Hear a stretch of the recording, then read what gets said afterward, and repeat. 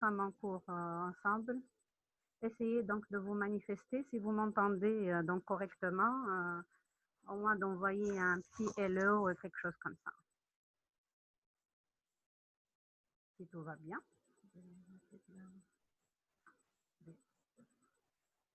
D'accord. Donc, on peut commencer, s'il vous plaît.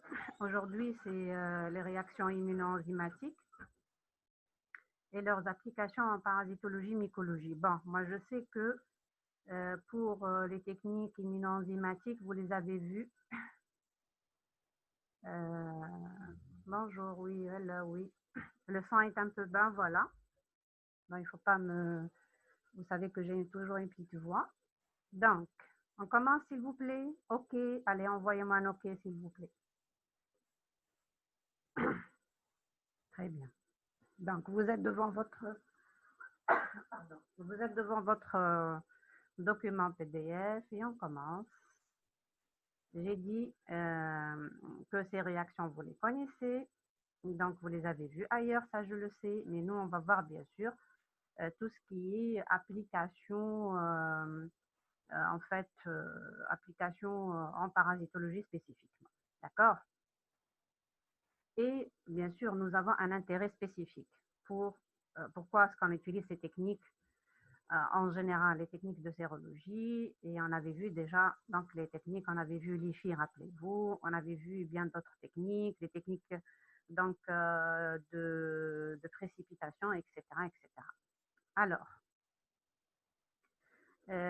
pourquoi? Parce que donc on avait vu que l'intérêt, c'est que le diagnostic de certitude des parasitoses, bien sûr, repose sur la mise en évidence, comme on a toujours fait à la recherche du parasite. Mais ces tests peuvent être donc parfois indispensables pour le diagnostic. Et un petit peu, je vous ai donné pour cette technique un petit peu son historique. D'accord? Alors, les objectifs de la technique en elle-même, bon, je vous ai mis ces objectifs. Donc, comment mettre en évidence soit les anticorps, soit les antigènes. Et l'avantage en plus, c'est qu'on peut l'utiliser sur soit le sérum ou bien aussi d'autres liquides biologiques. Nous, ça nous arrange en parasitologie parce que vous savez qu'on peut rechercher plusieurs, donc, le parasite dans plusieurs prélèvements. D'accord? Et en plus, on peut donc aussi, que ce soit pour la recherche d'anticorps ou bien d'antigènes, on peut les rechercher, s'il vous plaît, en même temps, soit au niveau des sérums ou bien des autres liquides biologiques.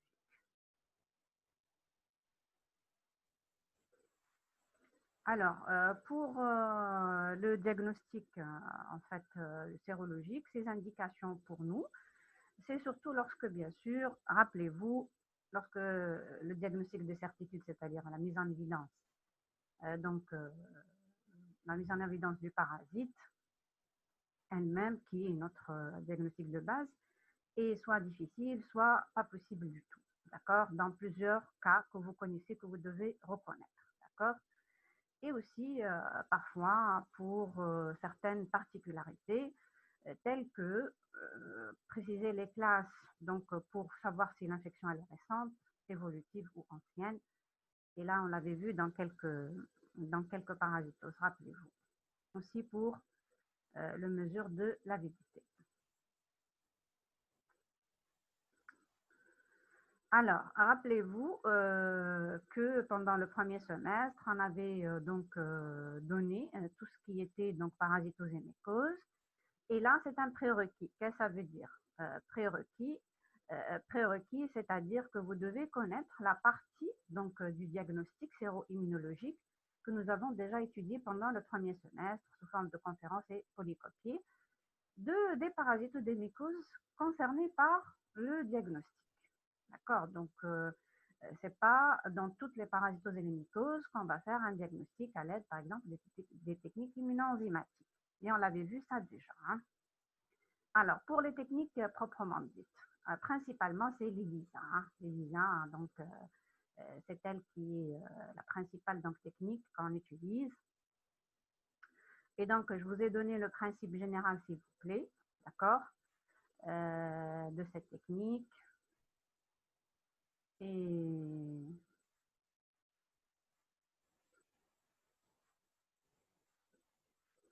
voilà, donc le principe général et l'utilisation, donc bien sûr, de tout ce qui est et détection d'abord d'antigènes d'antigènes ou d'anticorps, également donc le marquage par une enzyme, bien sûr, et puis la révélation par l'ajout d'un substrat chromogène.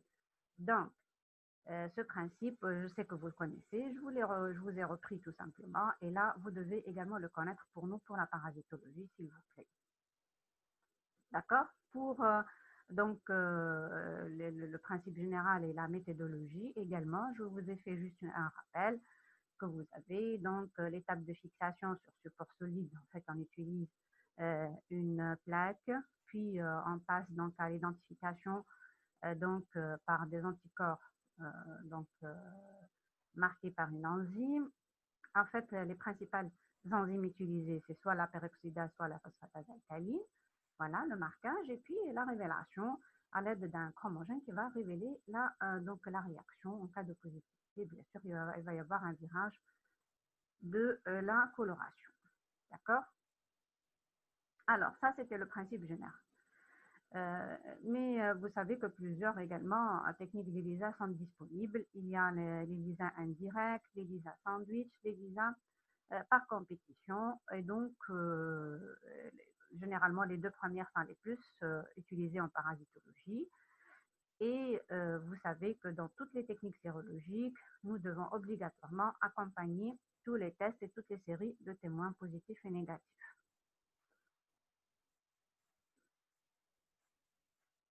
Euh, donc, pour la recherche d'abord et le dosage d'anticorps par l'ELISA indirecte, donc, qui est très utilisée, en fait, on utilise toujours donc, le support solide, les microplaques.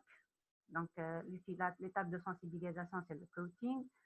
Le dépôt du sérum du patient. Et puis, bien sûr, s'il y a une réaction avec l'antigène fixé, on incube et va ajouter les anticorps donc anti-immunoglobulines. Ça, vous l'avez.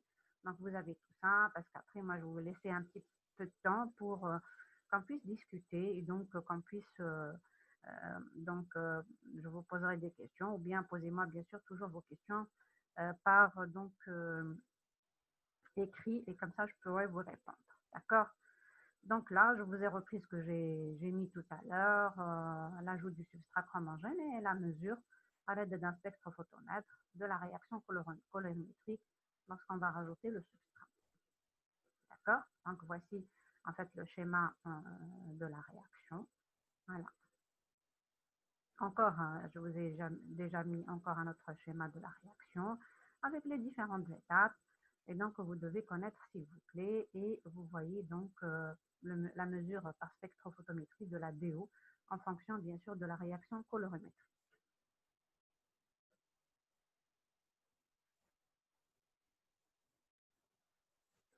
D'accord? Alors, quand on finira donc l'ELISA, je vais vous donner la main pour poser vos questions, s'il vous plaît.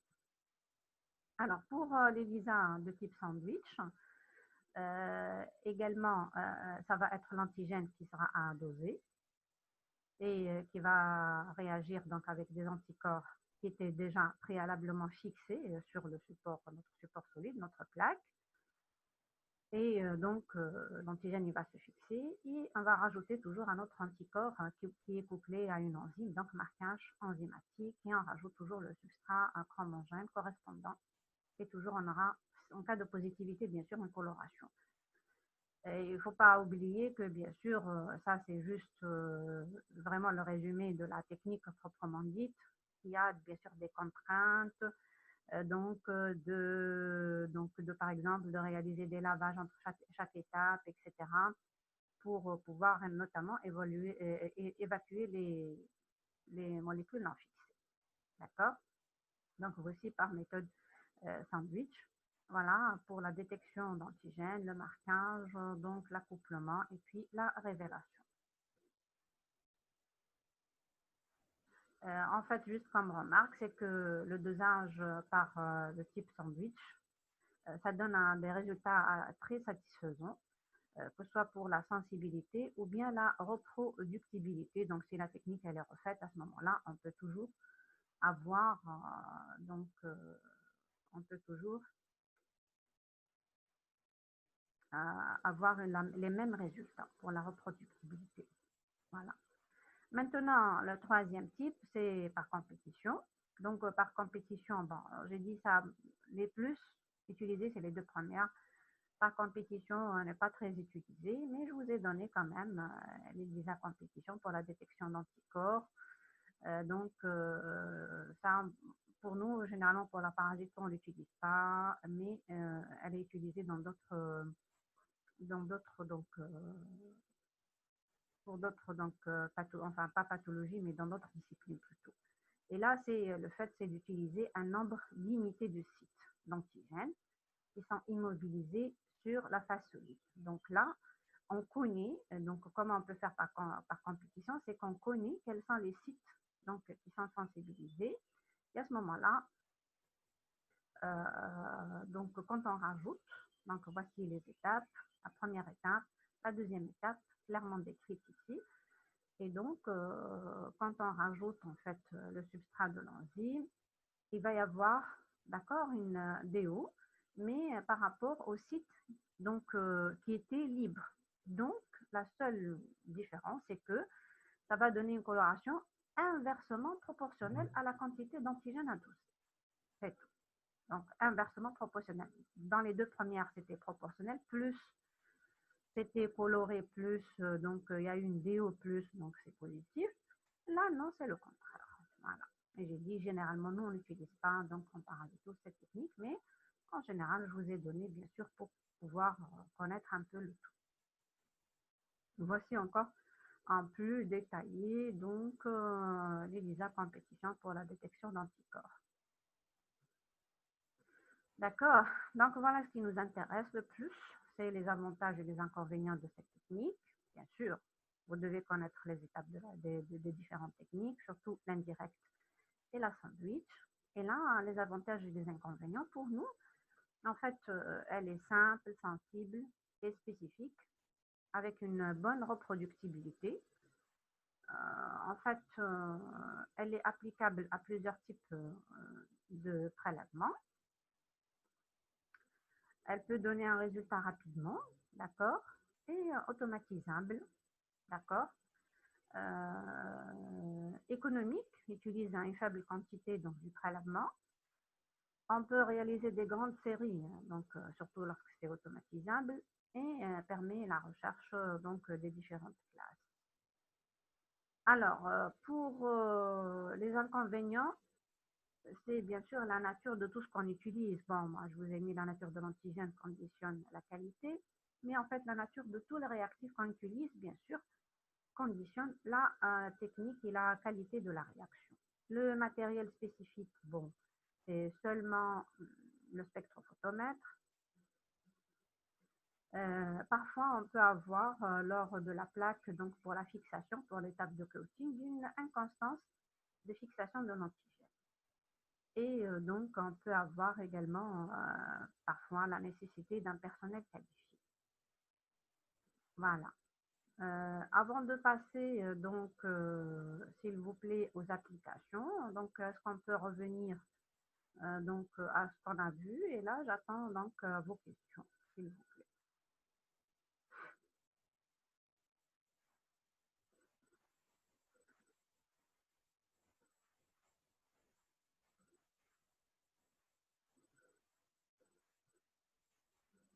Mais si c'est OK pour les techniques ISA et pour les avantages et les inconvénients, vous dites tout simplement OK, on va passer, s'il vous plaît, comme d'habitude.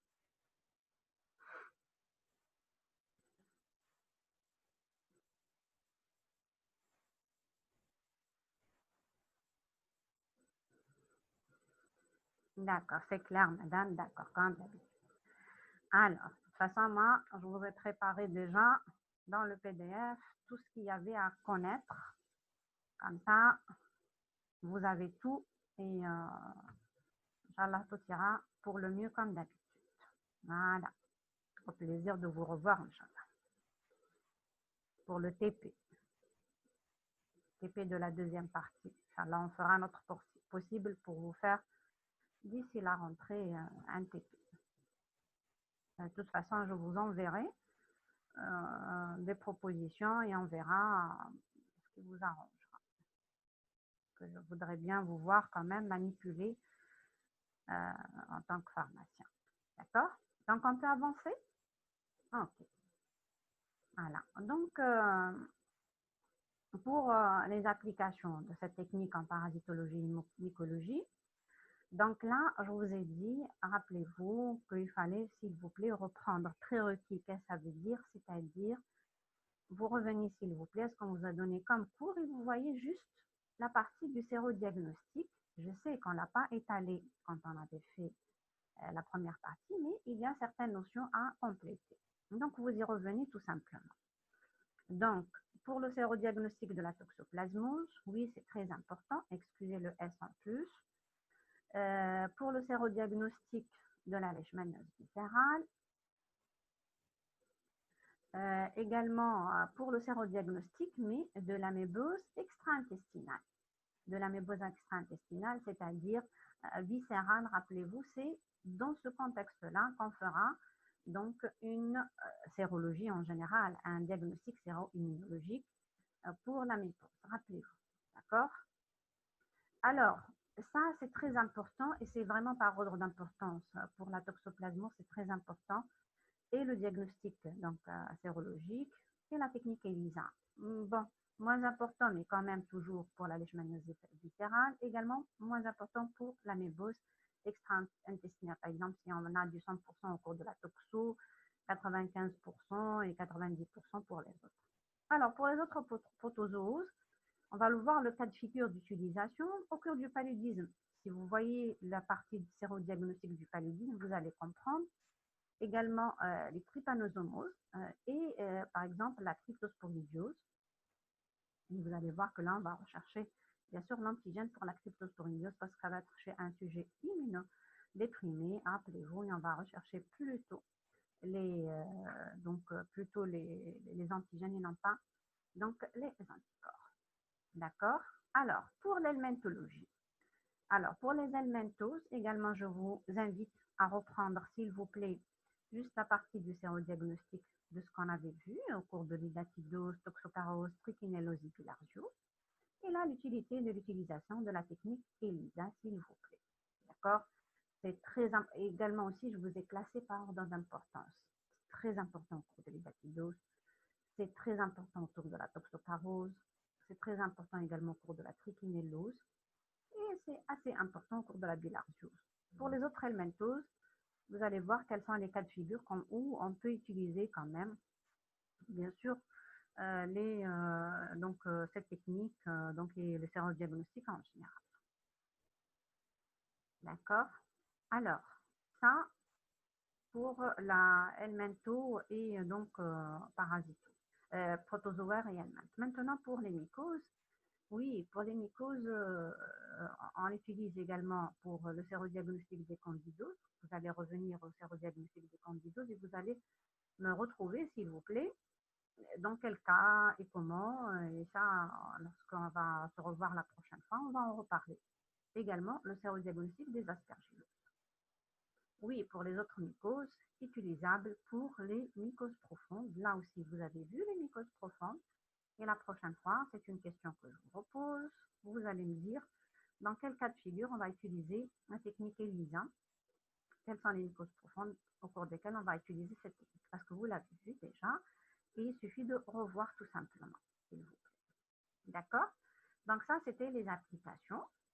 Et après les applications, là, on va un petit peu mieux, s'il vous plaît, se concentrer. On a pris un exemple, c'est au cours de la toxoplasmose. Donc, pour la toxoplasmose, c'est poursuivre tout simplement la cinétique des anticorps au cours de la toxoplasmose acquise. Donc, c'est pour ça que j'ai dit qu'il faut revenir au cours de toxoplasmose. Et aussi pour les interprétations des sérologies toxoplasmiques. Et donc, il faut revoir la conférence et les polycopies du premier semestre, s'il vous plaît. Alors, vous en avez vu déjà la source d'antigène.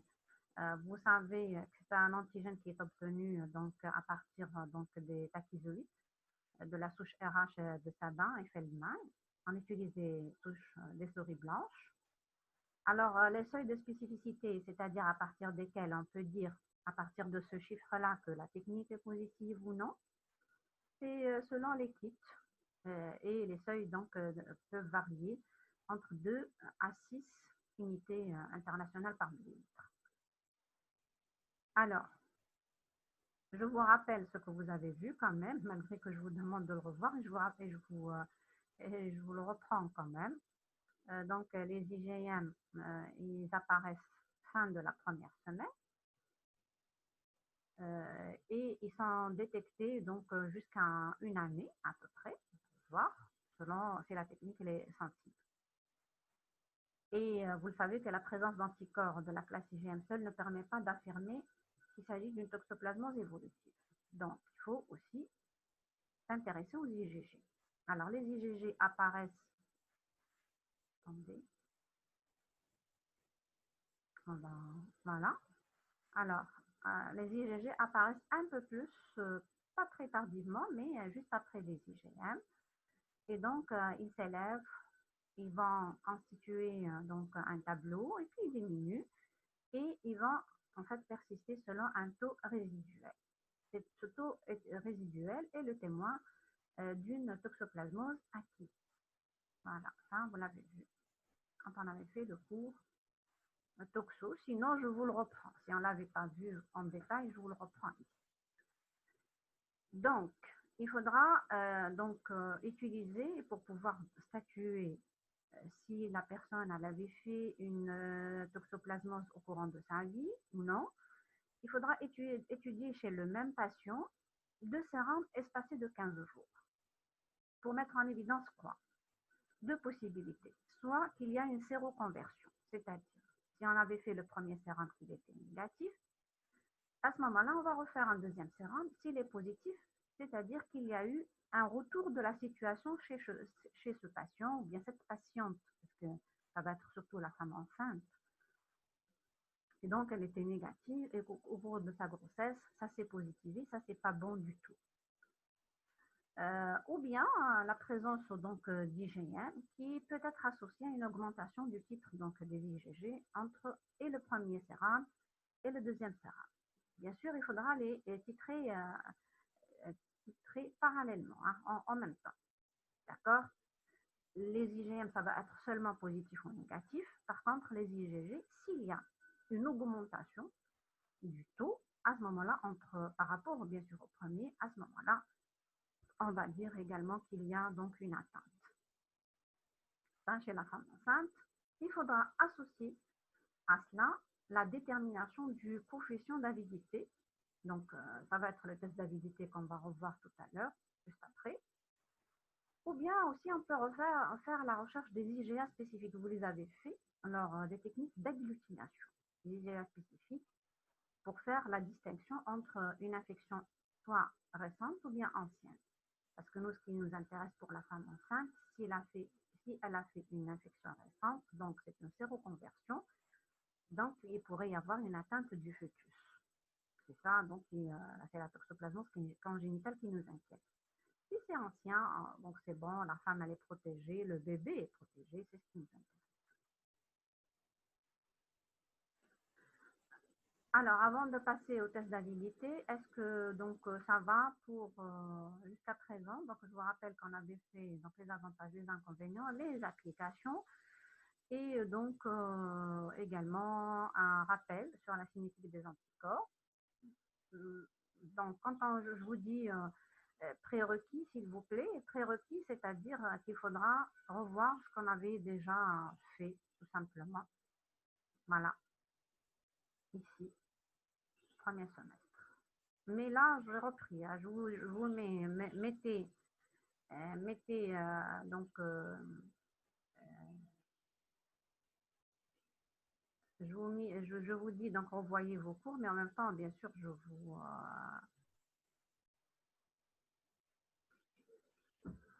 vous reprends le tout, pardon.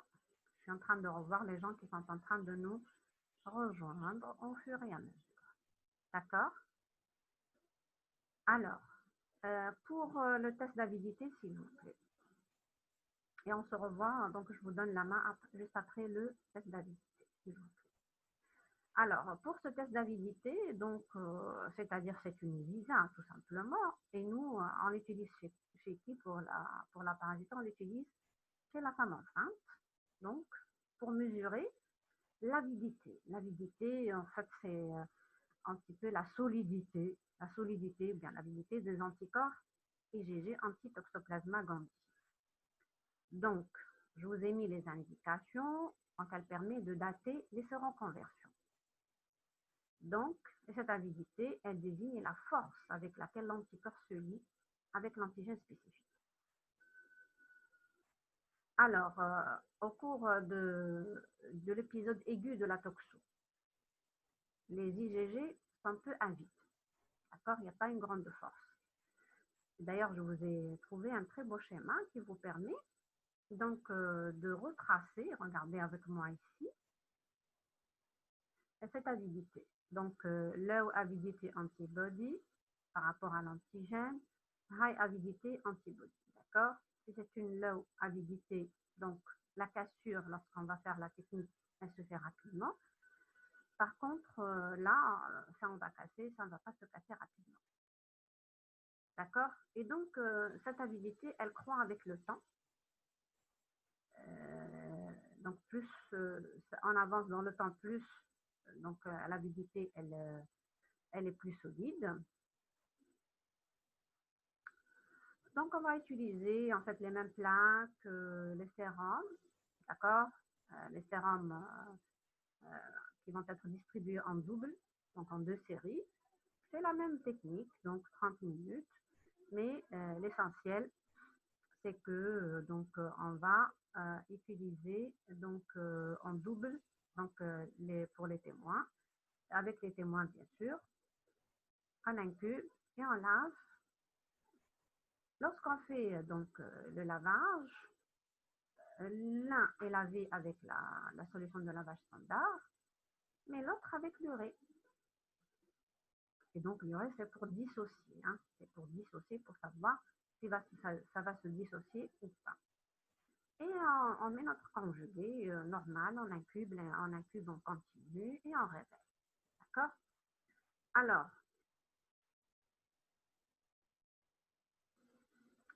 lorsqu'on révèle, donc on va lire, bien sûr, on arrête d'abord la réaction enzymatique et on va lire l'absorbance. D'accord? Et là, quand on va lire l'absorbance, ça nous permet de calculer quoi? L'indice d'avidité, c'est le rapport entre l'absorbance donc de sérum qui est lavé par la solution d'urée, donc la première série, et l'autre série, c'est l'absorbance du sérum, du même sérum qui est lavé par la solution de lavage standard. Voilà. DO du sérum soumis à une urée. C'est bon?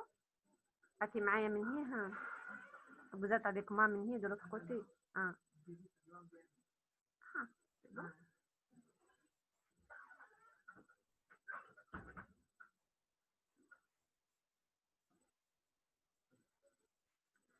Excusez-moi, il y a juste pour donc vos camarades qui se sont rejoints à nous. Excusez-moi, donc je vais voir lesquels qui n'ont pas pu donc se joindre à nous.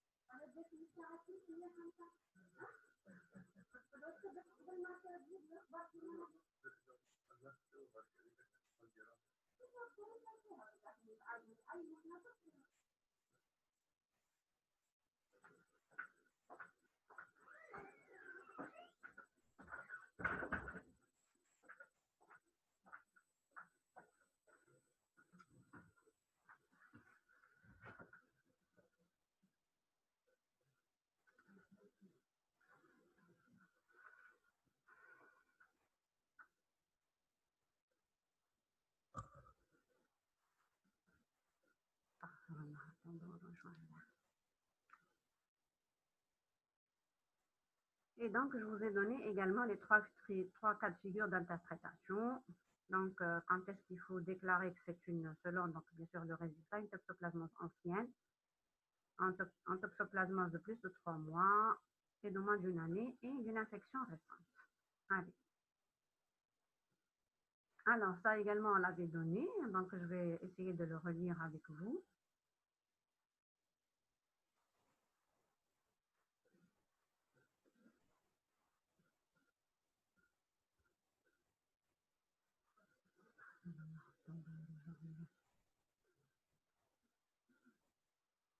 Alors, pour l'interprétation donc de ces sérologies, je vous ai donné les différentes possibilités. Vous pouvez bien sûr retrouver cette interprétation donc à votre niveau également.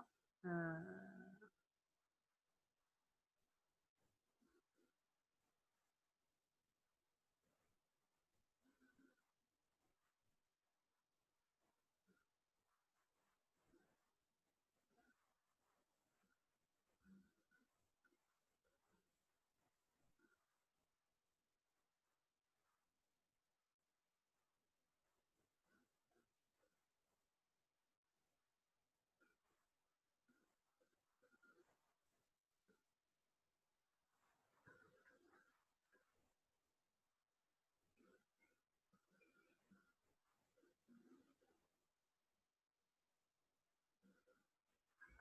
Excusez-moi s'il vous plaît.